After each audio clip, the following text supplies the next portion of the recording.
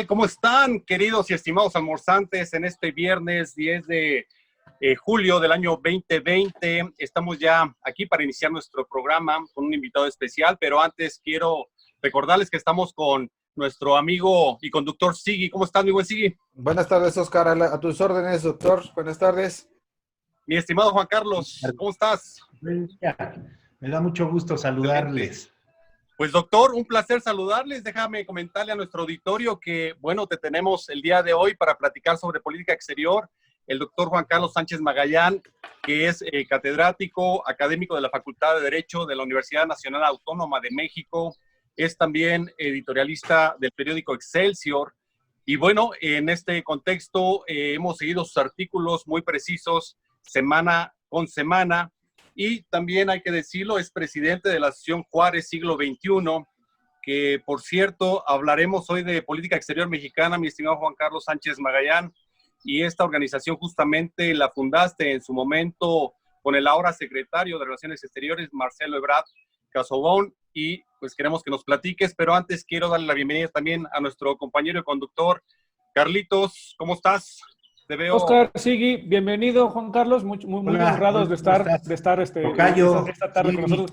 Tocayo, muchas gracias, Oscar, aquí para darle otra vez información chida, elegante y buena onda para la banda que nos escucha.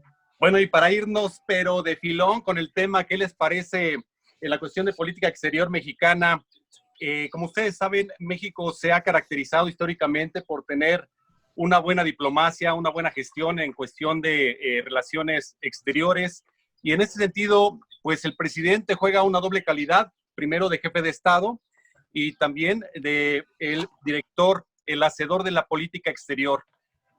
Los principios que tiene México en materia de relaciones exteriores los ha acogido la Organización de las Naciones Unidas incluso. Y quiero recordarle lo que señala nuestra Carta Magna en el artículo 89, fracción décima, que dice que México estará por y como promotor de los principios de la libre autodeterminación de los pueblos, de la no intervención, de la solución pacífica de las controversias, de la proscripción del uso de las fuerzas en las relaciones internacionales, de la igualdad jurídica de los estados, de la defensa de los derechos humanos, de la cooperación internacional y el respeto y la protección de todas y cada una de las naciones en el mundo. En este contexto, estos principios justamente se hacen presentes en esta recién visita, mi estimado doctor Juan Carlos Sánchez Magallán, del presidente de la República, el miércoles pasado, hace 2 días justamente. ¿Qué opinión te merece esta visita del presidente Andrés Manuel López Obrador al país vecino y con Donald Trump, que ha sido pues un presidente controvertido con esta situación de la construcción del muro, con este desasosiego del trato a los migrantes, el desprecio en algunos momentos al pueblo mexicano, entre muchos otros aspectos? ¿Qué opinión te merece esta visita que recién tuvo el presidente? Muy bien, mucho gusto a todos, muchas gracias por su anfitrionía. Oye, quítale lo de doctores por los honoris causa que me han dado, digo, parecieran así, No, así son de veras, doctor. Son grados académicos muy gentiles que te otorgan los claustros, pero yo te agradecería Sí, claro. que aquí, incluso tú y yo somos amigos, todos somos amigos, nos hablemos de tú. Gracias, Juan Carlos, por tu gentileza, tu humildad. Y más dinámico. Mira, este tema del TLC que fundó, su etapa fundacional fue hace varias administraciones, y obedeció pues a la necesidad y a la circunstancia de darle reglas a las actividades económicas, a los flujos de personas, de bienes y de servicios. O sea, el cono norte del continente americano pues es uno de los mayores en importancia en este tipo de actividades, sobre todo porque tenemos de vecinos al país más poderoso del mundo en términos de economía y altamente, y de su predominio, ¿no? Bueno, recordemos que el Telecán, anteriormente así se llamaba, ahora Temec, ¿no? Vivió su etapa normal y tradicional, incluso pasó por gobiernos conservadores, ¿no? Y pasó la prueba de fuego, pero es cuando llega el señor Donald Trump, incluso como candidato a la presidencia de su país y retoma este asunto como algo central para llamar la atención precisamente de todos los mexicoamericanos que con los flujos migratorios sentían que se les desplazaba o sentían la posibilidad de la pérdida de sus empleos. Es algo que él utilizó muy bien como estrategia electoral y eso prácticamente pues, lo hizo ganar, no se nos olvide. O sea, fue una estrategia electoral del presidente. Y bueno, recurrió, sí, a los adjetivos estos de negativos, de insultar a la sociedad mexicana en su conjunto y de tratarnos, bueno, como seres humanos de segunda. Pero mira, no es lo mismo, dicen en mi pueblo, ser borracho que cantinero. El señor no estaba del otro lado del escritorio o de la barra, digámoslo así. Ahora es presidente. Y no es lo mismo, porque ya ejercer y ser el titular de los poderes en un país, pues tienes una responsabilidad muy amplia. Y tienes que ser muy prudente, muy consciente. Claro que a veces eso no se le da mucho, pero esa ha sido la habilidad, por ejemplo, de la diplomacia mexicana. Que a pesar de que tenemos de vecino como presidente a un hombre de carácter fuerte, iracundo, porque lo es contestatario, o sea, de carácter a veces irracional pareciera, pero que obedece fundamentalmente pues, a sus estrategias. Cada presidente, cada líder en cada estado nacional tiene sus estrategias. Y unas plausibles y otras criticables, pero lo cierto es que el que baila el danzón es el que carga el bulto, dicen, sabe el peso y el tamaño de lo que tiene encima. Bueno, el asunto es que aquí hay que valorar que después del Telecán se hizo un esfuerzo para llegar al Temec. Recordemos el tema arancelario, cómo de un día para otro nos subió en el tema del acero y en algunos otros asuntos, los aranceles, y ahí intervino el tejido fino de la diplomacia mexicana. Claro, por supuesto, encabezado por el titular de la Cancillería, el licenciado Marcelo Ebrard Casaubon. Y bueno, eso nos iba a ocasionar una pérdida, se hablaba de entrada así de 2 millones de empleos. O sea, se accionado esta decisión. Y en este tema de la guerra pues, comercial de los Estados Unidos con China, y bueno, pues nos pegan sus resfriados, se nos vuelve a nosotros pulmonía.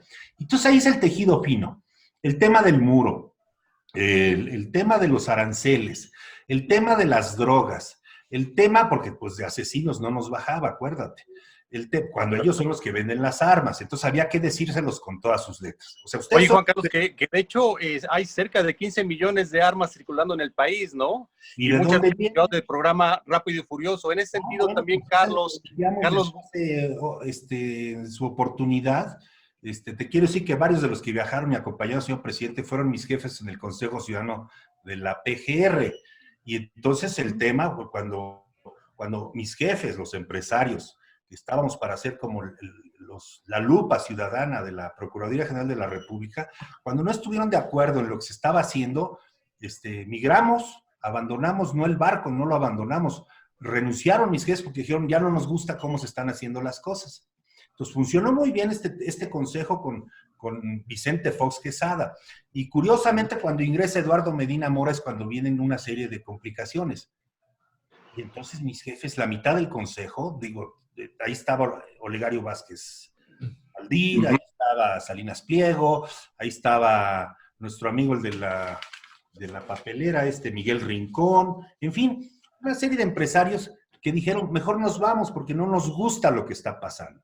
Ya estaba lo de Iniciativa Mérida y se empezaban a hacer una serie de usos de los dineros públicos que no Recordábamos, Juan Carlos, hace poco también el papel de Juan Hernández en los Estados Unidos como una especie de cabildero y de activista en pro de lo que la administración Fox en ese entonces tenía como un eje de su herramienta de su política exterior, el papel de Juan Hernández en paralelo a la embajada en Washington, dado que también una de las principales polémicas es que no había coordinación entre estos personajes, ¿no? Juan Hernández por un lado y la embajada mexicana en Washington por otro, cada quien con una agenda en donde no siempre convergían, no siempre se sincronizaban, ¿no? El asunto es que se pactaron, se consintieron una serie de programas de ingreso de armas para el seguimiento y llegar a los grupos delincuenciales del país, y se les fueron de las manos. Esas armas han matado a miles de mexicanos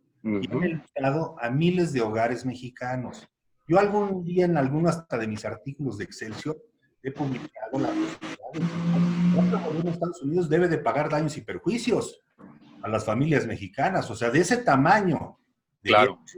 O sea, pero no quiero echarle más responsabilidades a la Cancillería. Pero en determinado momento, pues tú puedes acudir a organismos internacionales de derechos humanos y hacer válida una posibilidad, porque eso fue una intromisión que no reconoció ningún gobierno anterior. Pero por eso está la investigación, para deslindar responsabilidades. Oye, Juan Carlos, sí, en ese sentido, comentábamos con Sigui en otro momento, la cuestión del Senado en la legislatura anterior, todavía peñista, en donde por una votación de 78 a favor, 20 en contra y 2 abstenciones, se autorizó la reforma a la Ley Federal de Uso de Armas de Fuego y Explosivos para dar la posibilidad a agentes extranjeros, en este caso norteamericanos, y de migración y de seguridad, de el uso y empleo de armas de fuego, lo cual en su momento lo señalamos inclusive aquí en este programa, en el Almuerzo Picante, hace ya varios años. Estábamos completamente en desacuerdo, ¿recuerdas? Sí, por supuesto, Oscar. Y bueno, esa fue una acción muy desafortunada de la administración saliente, porque fue una propuesta del Ejecutivo Federal, en este caso de Peña Nieto, para que agentes extranjeros pudieran transitar por el país. Claro, transitar con armas sin mayor problema. Y entonces decimos, ¿y ahora en dónde se queda el uso que tiene el Estado mexicano de este monopolio de la fuerza pública y del control, ¿no? Oye, pues si no se nos permite a los propios mexicanos hacer uso de las armas fuera de casa, pues sería inconcebible permitírselo a los extranjeros. Bueno, pues si no habemos mexicanos de primera y ciudadanos extranjeros, ciudadanos extranjeros de primera y mexicanos de segunda. Eso es inconcebible. A todas luces, ahí trataron seguramente de darle salida a alguna preocupación. Que bueno, todo eso lo irá ventilando pues, la Fiscalía General de la República. Pero mira. Oye, Juan Carlos, aprovecho. Ahí antes. TEMEC. Ajá, adelante. A ver, trae 2 asuntos fundamentales. O sea, quiero hacer la diferencia entre el Telecán y el TEMEC. Recordemos que el Telecán dio la posibilidad de aperturar inversiones en nuestro país para generar miles de empleos. Pero, ojo, resulta que muy mal pagados, sin seguridad social. O sea, sí le caía dinero a la gente, sí tenían empleos, pero todos, repito, sin la protección de la justicia federal o de lo que la propia Constitución mandata. Y en ese sentido, el TEMEC, el Telecán se renegoció y se convirtió en TEMEC, tiene ya estas nuevas obligaciones. Por ejemplo, en la cosa laboral, de pasar de $5 a $16. O sea, por eso el presidente López Obrador, aparte que era una política que él había avisado desde mucho antes de ser presidente, de su campaña electoral, de ir incrementando el salario mínimo vigente a los obreros y empleados mexicanos. Esa es una, para gradualmente ir igualando lo que gana un trabajador mexicano al trabajador estadounidense. Y eso le genera condiciones de igualdad y de oportunidad a los propios empresarios y a los propios consumidores. Porque eso generaba riqueza, sí, pero a unos cuantos.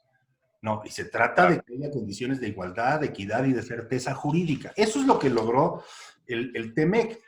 Y luego, las reglas de origen, ¿no?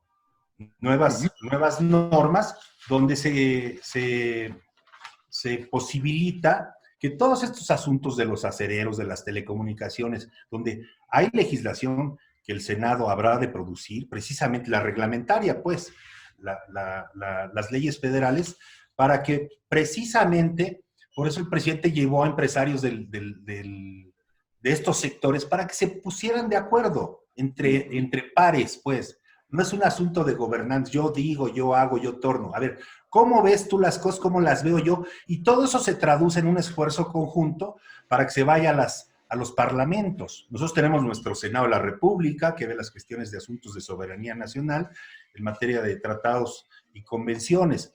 Pero los estadounidenses igual. Entonces, de eso se trata. Aquí hay que destacar que la reunión AMLO-Trump fue de puntos de coincidencia. Destacaron los puntos de coincidencia, dejaron de lado lo del muro, dejaron 2 o 3 cosas por ahí, pero no quiere decir que no los hayan tocado. Están los grupos de trabajo haciendo la tarea. Repito, el Rápido y Furioso en materia de tráfico. Aprovecho, Juan Carlos, justamente, y quiero llevarte a otra zona otra arena de las que manejas, porque eres multifacético, y como articulista, por ejemplo, analista, ¿no? Que nos estás planteando desde este punto de vista, y puedes analizar una playa de temas. Mira, por lo menos, oye, por lo menos no. Por lo menos no puedes decir que fue ad honorem tu labor como articulista, ¿no? Ahí sí es tus méritos absolutos, y yo creo que también como doctor, pero bueno, en el caso, hilando, dices, en el caso de la cooperación México-Estados Unidos cambia, viene diferente. Muchos decían, no debe de ir, va a ser utilizado. Resultó todo lo contrario. Parece todo un éxito para la 4T y políticamente para Andrés Manuel y la gente que comulga con su visión. Hay una nueva, es diferente, dices, el TEMEC al Telecán, dice Oscar muy claramente, me parece acertado, tiene ventajas en la negociación. Trump es quien lo impulsa y sin embargo aparecen nuevos elementos. Faltan algunos, efectivamente, que tiene que ver el tema migratorio, va a ser un tema candente, que creo que se va a ir acercando junto con esa agenda, junto con el periodo electoral, y va a tener que irse apretando, pero se va a tener que desahogar. Seguridad es la otra. Y me viene a la memoria que pues, durante la reunión hubo un hecho muy significativo, que es la captura pues, de César Duarte, ¿no? Entonces ahí es súper picante el tema, ¿no? Hay muchas posiciones al respecto. Unos dicen, pues fue un regalo, ¿no? Hacia Andrés Manuel, ¿qué fue desde tu punto de vista? ¿Un regalo de muestra de buena fe de Trump hacia Andrés Manuel? ¿Qué representa para México?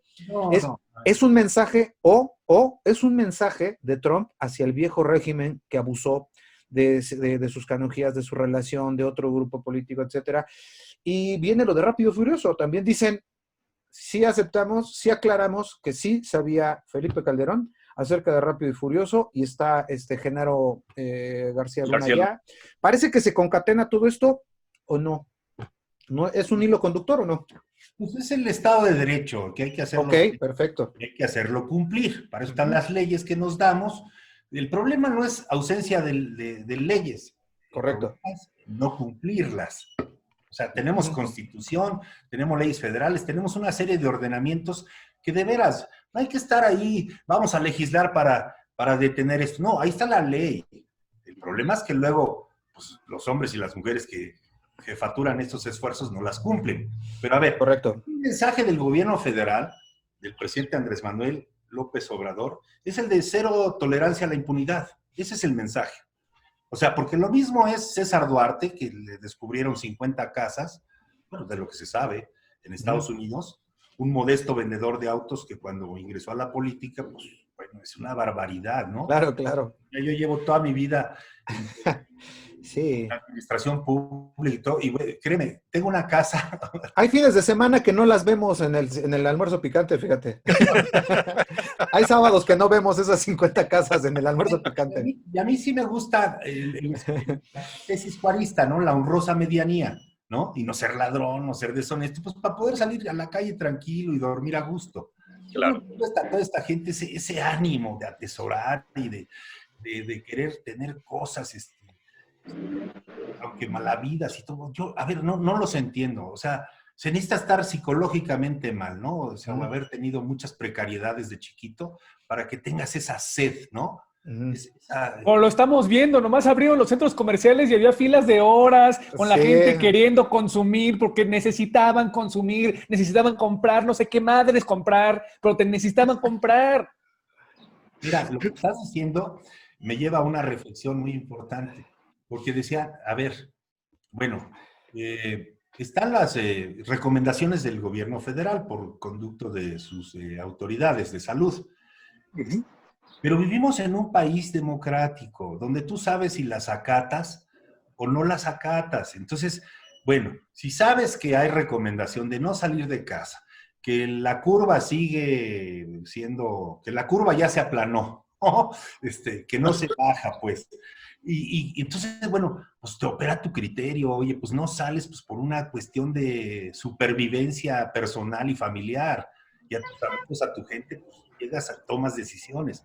Pero si tú, aún con todas las recomendaciones del gobierno federal, decides andar pues, de baquetón en la calle, ¿no? En el restaurante, digo, pues entonces, bueno, después no te quejes, cuando te entuben, ¿eh?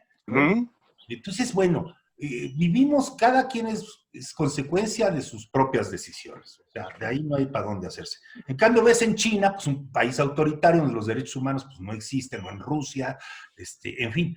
En la India, pues los agarraban a varejos cuando andaban en la calle. Pero nosotros no perdemos de vista todo ese tipo de circunstancias. México es un país de libertades, se respira libertad. Yo diría que hasta en exceso. Tú ves las redes de información, de las tecnologías de la información y la comunicación, y están llenas de toxicidad porque hacemos mal uso de los instrumentos tecnológicos. De infodemia, mi estimado Juan Carlos, ¿no? La infodemia, bueno, pues es que este es un asunto que a ver, mis últimos 3 artículos fueron relacionados con el tema de la migración virtual, porque esto de las pandemias pues no es un asunto novedoso. La historia de la humanidad registra epidemias y pandemias terribles, como la de hace un siglo. Curiosamente son como cada siglo. La de hace un siglo, que fue la peste negra, junto con la viruela, fíjate, se juntaron y produjeron entre 50 y 100 millones de gente que falleció. A ver, ni siquiera saben el dato correcto, pues saben que fueron muchos, ¿no? Porque no había estos sistemas de comunicación, de información y de medición como los tenemos ahora. Pero lo cierto es que yo quiero destacar una cosa, la viruela se tardaron 20 años en el mundo, incluido México, en desterrarla, en erradicarla, es la palabra, dirían los médicos, la viruela, que por ahí ha dado visos de querer regresar. Entonces, 20 años. Son virus que flotan en el medio ambiente, que migran, que mutan y que pues les gustamos los seres humanos para treparse a nosotros. Entonces, tienes a los terraplanistas y a los antivacunas y a los adoradores de los ovnis haciendo campaña y dices, no, man, espérate, no. Infodemia se llama, ¿no? Que es la toxicidad que produce información que no es veraz, que no es objetiva y que no es transparente. Paparruchismo también. ¿Perdón? Paparruchismo. Bueno. Del verbo paparruchas. Exactamente. No, y además de repente la falta de certeza por parte de quienes estamos acostumbrados a informarnos, de verificar esta información que sea cierta, de relacionarla, de analizarla, de investigar. Pero bueno, en esta nueva propuesta en donde de alguna manera el encierro nos lleva a tomar otro tipo de previsiones, pues también tenemos que reinventarnos, Juan Carlos, como abogados en este sector de la abogacía. Y creo que se viene peculiarmente un aspecto bien importante, que es el Día del Abogado, y a través de las organizaciones de las que formas parte, pues obviamente no están dejando pasar este momento importante, aun cuando la pandemia está presente. Platícanos un poquito de esta sesión solemne virtual que van a realizar, quiénes estarán presentes, quiénes serán galardonados, cuál es la estrategia a seguir en este proceso y a qué se enfrenta la abogacía hacia adelante. Sí, mira, la pandemia llegó para hacernos en este aislamiento. Para quedarse.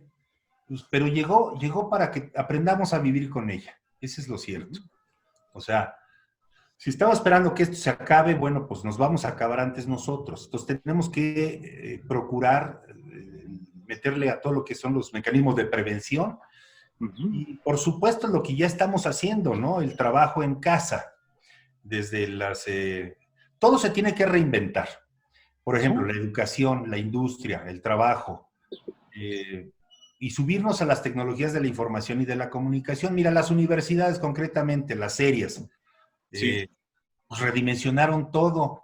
Y entonces, por ejemplo, en la Facultad de Derecho de la UNAM logramos sacar nuestras clases en línea. Nos subimos, pero en menos de una semana, ¿eh? Haz de cuenta que se tomó la decisión el martes de que bajáramos la cortina. Wow.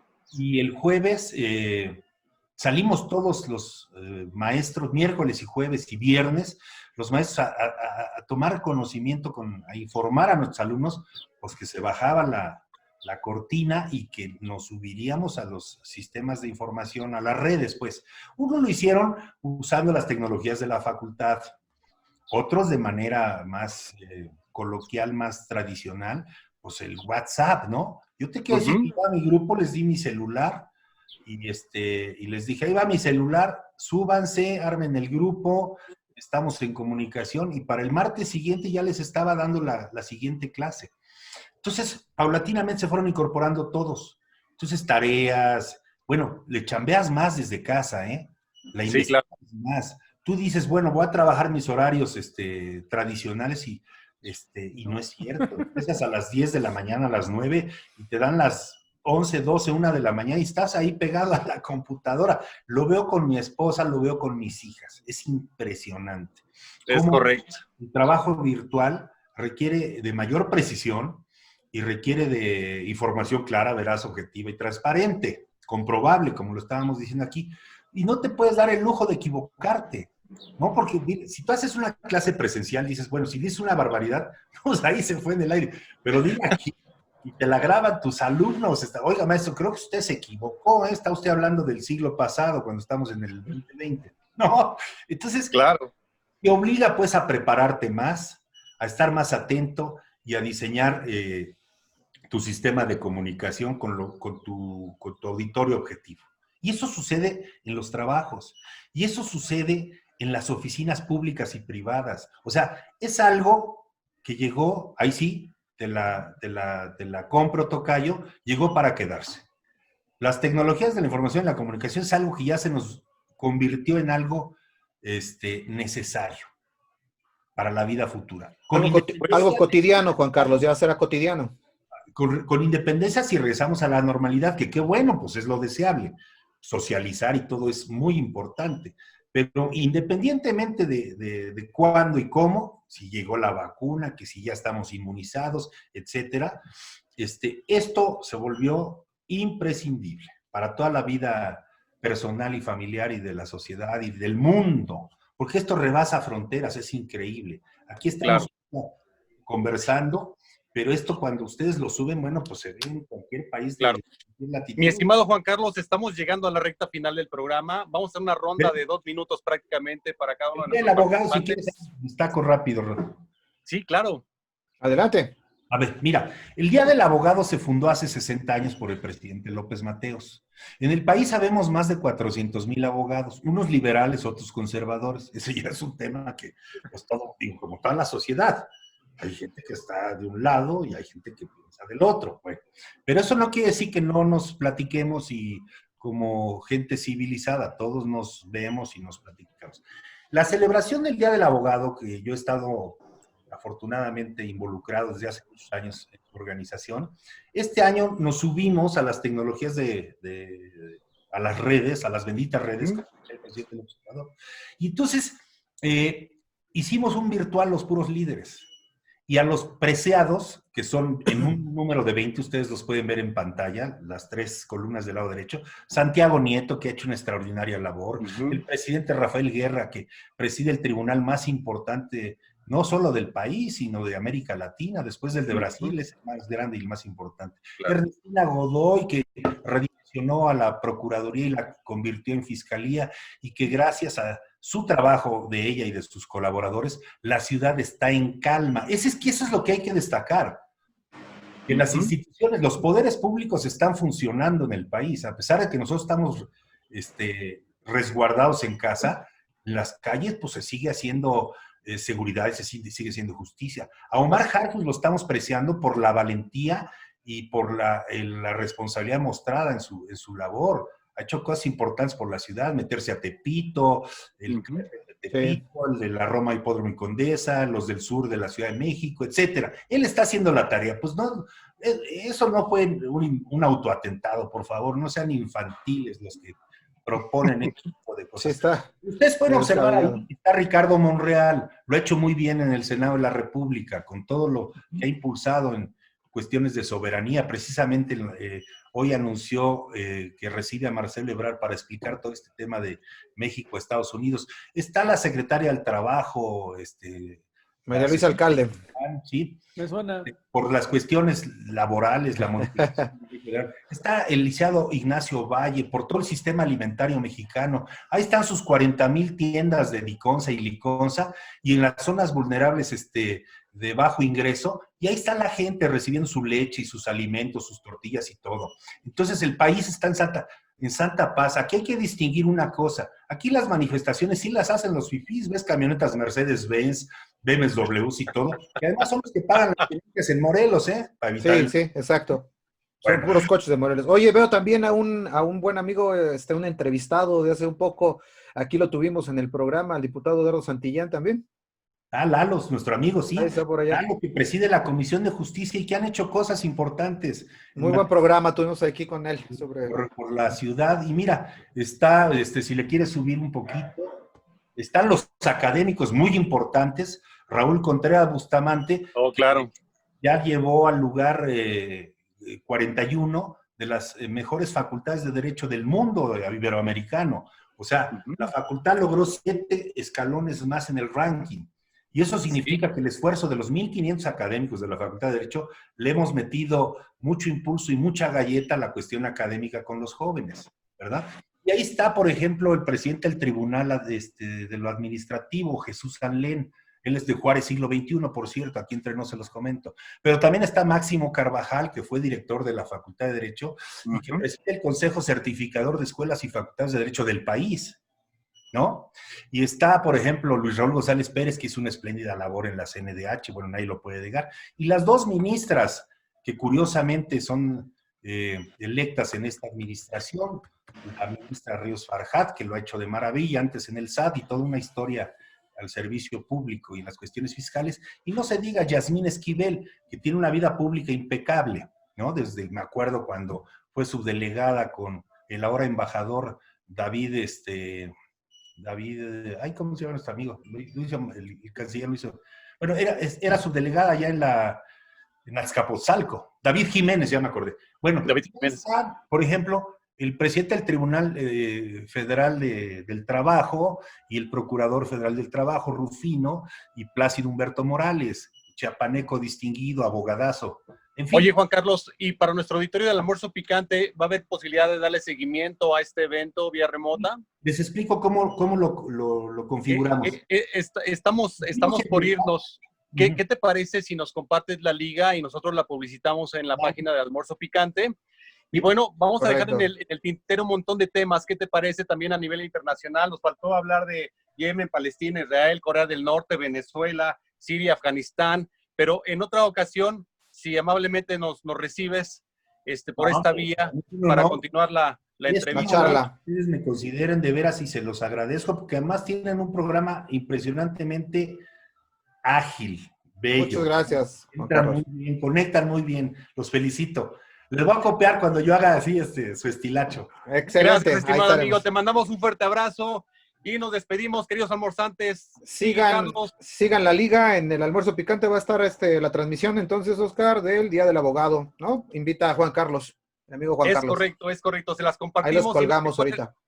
Y recuerden no perderse el sábado, la Bohemia Picante, ¿eh? Va a estar muy interesante.